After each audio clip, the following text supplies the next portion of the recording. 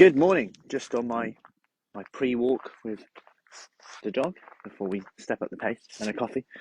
And thought I'd jump on and answer a question I had about heart rate.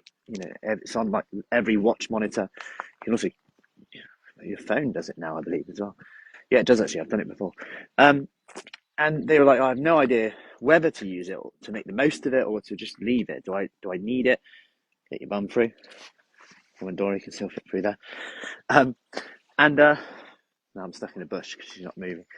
And I thought I'd jump on and just answer this because it's another way to measure your progress. Actually, when I thought about the question, I did a post yesterday. If you scroll down a little bit, there's 6 ways to measure your progress without the scales. And if you're on podcasts or listening or just watching now, these are things like how many exercise sessions you've got done, how many fruits and vegetables you got done, whether, like today, are you starting, or this week, are you starting even when there's chocolate still in the house, which is quite a key thing, right? So even when there's chocolate still in the house, I'm still going to start rather than wait for all the chocolate to go, then I'll be good and start. And that's a big progress right there. Now, going back to the heart rate side of things. So you've got your resting heart rate, which it should be able to show you. So like first thing in the morning, what's your heart rate when you've just woken up? And the reason why this is quite a good measure, and speaking of how to track your progress without kind of using the scales all the time, is that this is going to show you how essentially efficient your heart is, how strong your heart is.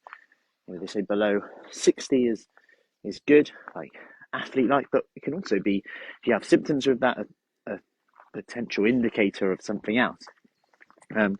So regardless of actually of the scales, I'm getting fitter, I'm getting healthier, because after all, a lot of people who come and see us will say, I want to live longer, I want to live a more quality of life, and how strong your heart is probably a good indicator of that.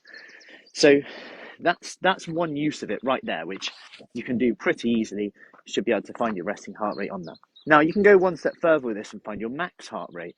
Now, that's pretty much 220 minus your age. So you don't have to do any crazy tests, just 220 minus your age. Now what you can do is get that number and go, okay, maybe try and see if you can work 50 to 70% of your max heart rate, maybe. See how high your heart rate goes on a walk.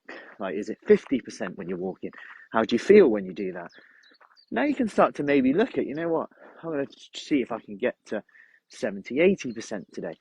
And it might just be a way to manage your training and actually make it a bit more interesting.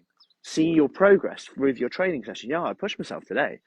My heart rate went up to this.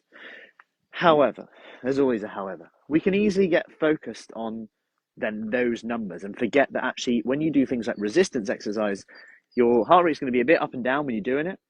But while you're doing it, I'm being distracted by the dog finding a place to do a poo. While you're doing it, you're not going to burn as many calories as if you were doing like more cardiovascular work. But the benefits of resistance exercise, from bone health to changing your body shape, which is what a lot of people want. I want to change my body shape, I want to feel fitter, I want to feel stronger. All of these things is going to be key, because actually sometimes we focus so much on the weight that we have to lose so much to get the weight down that then we don't actually end up sticking to it, because our body shape is too hard. Our body shape isn't changing as quickly as we'd like. You add the resistance work in, you start to go, oh, my arms are starting to tone up a bit. I'm feeling fitter, I'm stronger as well. And resistance exercise is still going to help with that as well. So it's important to get that balance right within that as well. So I hope that helps and that answers the question. The dog is now finished. So some business to clean up, and we are all good to go. If you want more information about our summer shape up, comment below with summer and I'll get you the details. Hey, Teresa, how are we doing? Have an awesome day, and I'll see you soon. Take care.